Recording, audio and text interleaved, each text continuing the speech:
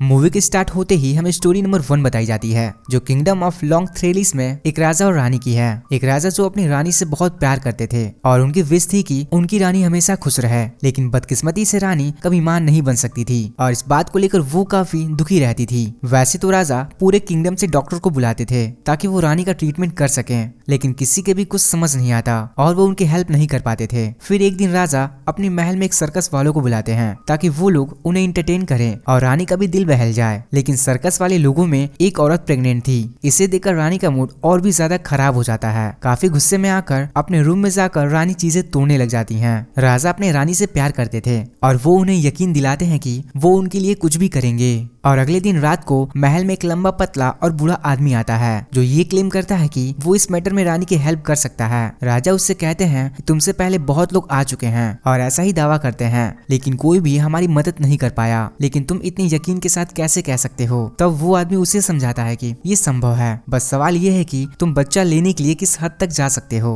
जिस पर वो कहते हैं आखिरी हद तक। वो बूढ़ा आदमी कहता है कि मैं जानता हूँ कि नेचर कैसे वर्क करती है और पूरी दुनिया एक बैलेंस में है, और वो कहता है अगर तुम एक जिंदगी हासिल करना चाहते हो तो उसके लिए तुम्हें एक जिंदगी सेक्रीफाइस भी करनी पड़ेगी ताकि सब कुछ बैलेंस में रहे और कुछ भी इम्बैलेंस ना हो। और वो लोग इसके लिए राजी हो जाते हैं। राजा को टारगेट दिया जाता है कि वो सी क्रिएचर का शिकार करेंगे। इसे मारने के बाद उसका दिल निकाल लिया जाएगा और उस दिल को एक ऐसी औरत पकाएगी जो अभी तक प्योर और बिल्कुल अकेली हो, जिसे बाद में रानी खा लेगी और वो प्रेग्नेंट हो जाएगी क्योंकि उन लोगों को बच्चा चाहिए था। तो राजा सी क्रिएचर के शिकार के लिए निकल जाते हैं और उनका टारगेट उन्हें एक रिवर में मिल भी जाता है जो कि एक बहुत बड़े साइज का व्हाइट कलर का क्रिएचर था। राजा उसका शिकार करने के लिए पानी में जाता है और जब वो क्रिएचर सो रहा होता है तो राजा उस पर वार कर देता है। राजा तो उसे मारने में कामयाब तो हो जाता है, लेकिन उस फाइट के दौरान राजा भी जख्मी हो जाता है। राजा इतना ज्यादा जख्मी हो जाता है कि मौके पर उसकी मौत हो जाती है, लेकिन तब तक राजा उस क्रिएचर का दिल निकाल चुके होते हैं और रानी खुद उस दिल को एक कपड़े में लपेटकर महल में ले आती हैं। उन लोगों की नौकरानी में एक औरत ऐसी थी जो अभी तक प्योर भी थी और अकेली भी, और उसे ही ये ऑर्डर दिया जाता है कि वो इस दिल को रानी के लिए पकाएगी। लेकिन दिल को पकाते वक्त उसे एक अजीब सी फीलिंग होने लगती है और वो भी अचानक प्रेग्नेंट हो जाती है और वो दिल पक जाता है। तब उसे रानी भी खा लेती है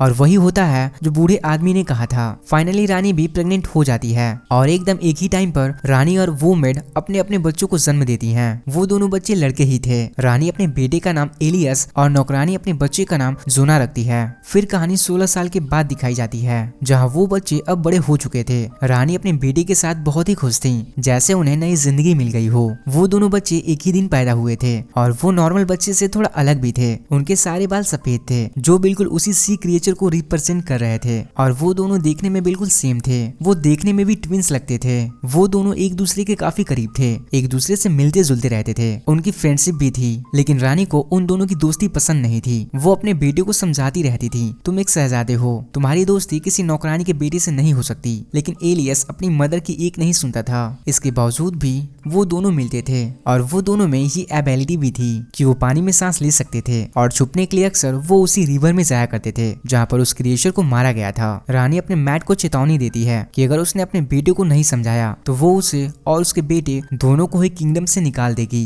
लेकिन फिर भी वो बाज नहीं आते थे, वो मिलते थे और एक दिन तो वो लिमिट क्रॉस कर देते हैं। जोना एलिस के कपड़े पहनकर महारानी के सामने चला जाता है और रानी उसे पहचान ही नहीं पाती कि वो उनका बेटा है या नहीं, बस उसे शक रहता था। और जब उसे रियलिटी का पता चलता है तब वो जोना को किंगडम से निकालने का ऑर्डर देती हैं। एलियस उसे रोकने की काफी कोशिश करता है, लेकिन वो नहीं रुकता। जोना एक चाकू से वहाँ के पेड़ की जड़ को काटता है जहाँ से पानी बहने लगता है। जोना एलिस को कहता है कि जब तक ये पानी साफ है तुम समझ जाना कि मैं जिंदा हूँ, और जब ये रेड हो जाए तब तुम समझ लेना कि मेरी जान को खतरा है। और ये कहते ही वो वहाँ से चला जाता है। कई महीने गुजर चुके होते हैं। एलियस पानी देखने के लिए भी आता था और एक दिन वो पानी रेड हो जाता है। तब वो समझ जाता है कि जोना की जान खतरे में है और कुछ तो गड़बड़ जरूर है, और वो अपनी मदर को इन्फॉर्म किए बगैर ही किंगडम से जोना को ढूंढने के लिए निकल जाता है। काफी तलाश करने के बाद उसे जोना का घर मिलता है। जोना एक लड़की से शादी कर चुका था, क्योंकि दोनों के फेस मैच होते थे तो वो लोग उसे ही जोना समझ लेते हैं। तब उसे पूछने पर पता चलता है कि जोना 5 दिन पहले जंगल गया था और अभी तक वहाँ से वापस नहीं आया। तब एलियस भी जोना को ढूंढने जंगल में चला जाता है और पीछे से रानी को अपने बेटे की बहुत फिक्र हो रही थी।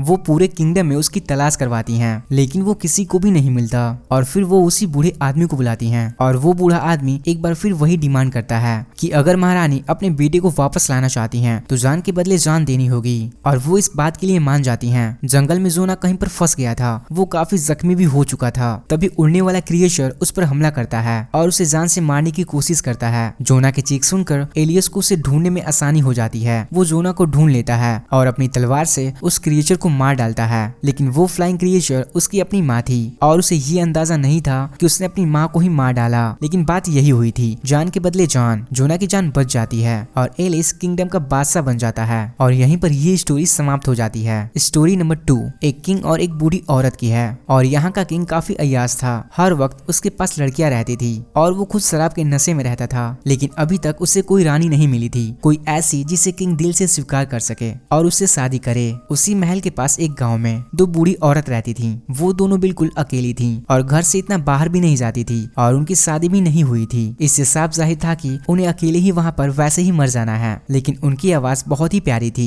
उम्र के लिहाज से उनकी आवाज किसी बूढ़ी औरत की तरह नहीं थी। एक सुबह जब एक बूढ़ी औरत कोई गाना गा रही थी, तब उसकी आवाज राजा सुन लेता है और वो आवाज उसको काफी पसंद आती है और वो इस आवाज को फॉलो करते हुए इसके पीछे जाता है। लेकिन वो बूढ़ी औरत अचानक से घर के अंदर चली जाती है, जिससे किंग को उसे देखने का उत्साह और बढ़ जाता है और वो सोचता है कि शायद ये खूबसूरत लड़की होगी जो कि मुझसे शर्मा रही है। उन 2 औरतों में एक का नाम डोरा और एक का नाम ईमा था। डोरा जो कि काफी चालाक और लालची थी, जबकि उसके मुकाबले ईमा जो थोड़ी सीधी सादी और डरपोक थी। जब डोरा देखती है कि किंग उनके दरवाजे पर है तो उसके दिमाग में लालच आ जाता है कि शायद अब उनकी किस्मत बदलने वाली है। इसके अलावा वैसे भी सारी जिंदगी उन्होंने अकेले ही गुजार दी थी। वो अंदर से किंग को कहती है कि आप एक सप्ताह बाद आइएगा, मैं आपको अपनी बॉडी का एक पार्ट दिखाऊंगी। अब ये सुनकर किंग समझता है कि शायद अब उसका प्यार उससे मिल गया है। लेकिन उसे नहीं पता था कि वो 2 बूढ़ी औरतें हैं। उम्र ढलने की वजह से उनकी स्किन भी लटक चुकी थी, लेकिन वो बहुत ही कोशिश करती है कि उसकी फिंगर एक जवान लड़की की तरह नजर आए। डोरा अपने फिंगर्स पर कुछ हर्ब लगाती है, लेकिन इससे कुछ भी फायदा नहीं होता। वो अभी भी बूढ़ी औरत की ही उंगली लग रही थी, जिसे देखकर वो रोना शुरू कर देती है। लेकिन दूसरी तरफ ईमा, जिसने अपने फिंगर को काफी दिनों से अपने मुंह में रखा हुआ था, वो कुछ बेटर लग रही थी और आज ही एक सप्ताह भी पूरा होने वाला था, यानी किंग को उसकी उंगली देखने आना था। और डोरा जो कि बहुत चालाक थी, वो अपनी उंगली के बजाय ईमा की उंगली दिखाती है। अब किंग खुद पर कंट्रोल नहीं कर पा रहा था, जो उन्हें देखना चाहता था। लेकिन वो जानती थी कि अगर किंग को उनकी हरकत का पता चल गया तो वो उन्हें सूली पर लटका देगा, जिसके लिए फिर वो एक शर्त रख देती है। वो कहती है, मैं आधी रात को आपके महल में आऊंगी। इसके लिए शर्त ये होगा कि वहाँ पर बिल्कुल अंधेरा हो, महल के सारे कैंडल लाइट बुझा दिए जाएं। इसके लिए किंग एग्री हो जाता है। अब ईमा डोरा की बॉडी को किसी ग्लू केमिकल से उसकी बॉडी को टाइट करती है ताकि वो एक जवान लड़की की बॉडी लगे। आधी रात को किंग का एक आदमी डोरा को लेने आता है और उसकी शर्त के मुताबिक महल में अंधेरा होता है। सुबह को किंग को फील होता है कि कुछ तो गड़बड़ है और जब लाइट में वो उसे देखता है कि उसने एक रात एक बूढ़ी औरत के साथ गुजारी है, तो वो गुस्से से पागल हो जाता है और डोरा को अपने महल की खिड़की से बाहर फेंक देता है। लेकिन जंगल में डोरा बच जाती है और इसके साथ एक मैजिक हो जाता है। वहाँ पर एक विच आती है और देखते ही देखते वो बूढ़ी बदसूरत डोरा एक जवान लड़की में तब्दील हो जाती है, जिसके बहुत लंबे और खूबसूरत सुनहरे बाल थे। और अगले दिन किंग शिकार के लिए उसी जंगल में जाता है। एक ही नजर से देखते ही उसे डोरा से प्यार हो जाता है और वो उसे अपने महल में ले जाता है और अपनी रानी बनाने का डिसीजन लेता है। डोरा खुद भी नहीं जानती थी कि वो जवान कैसे बनी, लेकिन उसे अपनी सिस्टर ईमा अभी भी याद थी और उसे अपनी शादी में भी इनवाइट करती है। जबकि ईमा को भी अंदाजा नहीं था कि उसकी बहन अब एक जवान लड़की बन गई है और जल्द ही क्वीन बन जाएगी। डोरा अपनी बहन को जो ड्रेस भिजवाती है वो काफी महंगा होता है। ईमा उस ड्रेस को पहनकर शादी में जाती है और वहाँ पर डोरा उसे सारी स्टोरी बताती है और वो अपने दिल में विश करती है कि उसे भी अपनी बहन के जैसे जवान बनना है। जब ईमा ने डोरा से पूछा था कि वो जवान कैसे हुई, तब उसने मजाक में कहा कि मैंने अपनी बूढ़ी स्किन को उतार दी। लेकिन ईमा इस बात को सच समझ लेती है। फिर वो एक लोहार के पास जाती है और उसे अपना नेकलेस और एक्सपेंसिव ड्रेस देने का वादा करती है, इस शर्त पर अगर वो उसकी स्किन उतार दे। वो लोहार ईमा से भी ज्यादा बेवकूफ होता है। वो उसे जंगल में ले जाकर बांध देता है और उसकी स्किन उतार देता है। ये काफी अजीब सीन है, पर वो उसी जख्मी हालत में वापस आती है और जाहिर है उसे मरना ही था और वो मर जाती है। लेकिन दूसरी तरफ उसकी बहन डोरा का मैजिक भी ज्यादा दिन तक नहीं रहता और वो भी बूढ़ी होना शुरू हो जाती है। और जब उसे खुद इस बात का रियलाइज होता है कि अब वो बूढ़ी बनती जा रही है, तब वो वहाँ से भाग जाती है और थोड़ी ही देर में वो अपनी असली एज में वापस आ जाती है और पूरी की पूरी बूढ़ी औरत बन जाती है। और ये कहानी यहीं समाप्त हो जाती है। स्टोरी नंबर 3, ये स्टोरी भी एक किंगडम की है। राजा काफी अजीब थे। उनकी रानी की काफी पहले ही डेथ हो चुकी थी और वायलेट उनकी एक बेटी थी, लेकिन फिर भी उन्होंने शादी नहीं की। पर वो अपनी बेटी वायलेट को भी दिल से प्यार नहीं करते थे। एक दिन राजा ये देखता है कि उनके हाथ पर एक इंसेक्ट है जो कि खून पीता है। राजा को वो काफी अच्छा लगता है और वो उसे अपना खून भी पिलाता है। वो उसे एक शीशे के बॉक्स में बंद करके रखता है। हर रोज वो उसे अपना खून पिलाता था। वक्त गुजरने के साथ साथ वो इंसेक्ट बड़ा होता जाता है। दूसरी तरफ वायलेट, जो अब जवान हो चुकी थी, वो किसी शहजादी की ड्रीम देखती थी, लेकिन बादशाह थोड़ा इरिस्पॉन्सिबल था और उसे इस बात का ख्याल नहीं आता। वो अपने इंसेक्ट के साथ ही खुश था, जो कि अब काफी बड़ा हो चुका था। लेकिन एक दिन वो इंसेक्ट बीमार हो जाता है और मर जाता है और राजा उसकी सारी स्किन उतार देता है और अपनी बेटी को कहता है कि तुम्हारे लिए हस्बैंड ढूंढने का वक्त आ गया है। वो कहता है मैं एक कंपटीशन रखने वाला हूँ और जो भी उसे जीतेगा वो तुम्हें पालेगा। वायलेट इस बात से खुश तो होती है, लेकिन थोड़ी सी अपसेट भी, क्योंकि वो अपनी मर्जी से अपना हस्बैंड तलाश करना चाहती थी। लेकिन फिर भी वो अपने फादर के डिसीजन को मान लेती है। पूरे किंगडम में ऐलान किया जाता है और राजा अपने महल में वो स्किन लटका देता है और जो भी बताएगा ये किसकी स्किन है तो वो जीत जाएगा।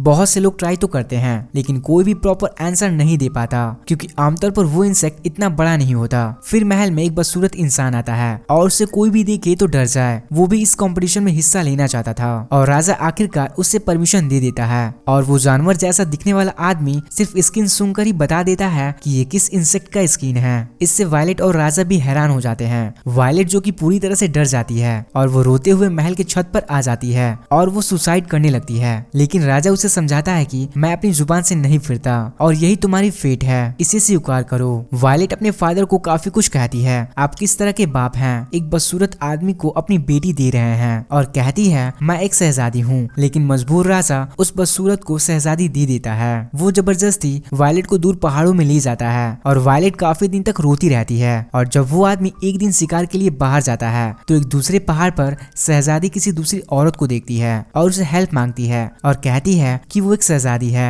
और उसे एक शैतान ने यहाँ पर कैद किया हुआ है। लेकिन वो दोनों एक दूसरे से काफी दूर थी और वो औरत उसकी हेल्प नहीं कर पाती। फिर वो औरत अपने बेटे को बुलाती है और वो एक रस्सी के सहारे शहजादी की मदद करते हैं। लेकिन अचानक वो शैतान वहाँ पर आ जाता है और रस्सी के सहारे वो भी उनकी ओर जाता है। वो लोग रस्सी काटने में तो कामयाब हो जाते हैं, लेकिन रास्ते में वो उन पर हमला कर देता है और वायलेट के अलावा सबको मार डालता है। और वो आदमी गुस्से से वायलेट को देखता है और वो उसे गले लगा लेती है, जिससे उसका गुस्सा खत्म हो जाता है। और जब वो शैतान उसे अपने कंधे पर बैठाता है तो बड़ी चालाकी से वायलेट उसका गला काट देती है और वो शैतान वहीं मर जाता है। वो उसका सर काट कर अपने किंगडम में आ जाती है, जहाँ पर उसके फादर उसी इंसेक्ट की वजह से बीमार थे। खून से लथपथ वायलेट उस शैतान का सर अपने फादर के सामने रख देती है। राजा अपनी बेटी की जिंदगी के इस फैसले पर काफी दुखी थे और अंत में उन्हें मर जाना था। वायलेट एक बहादुर शहजादी बन जाती है और अपने फादर के बाद वही किंगडम की क्वीन बन जाती है। और इसी के साथ ये स्टोरी एंड हो जाती है और साथ ही मूवी यहीं समाप्त हो जाती है।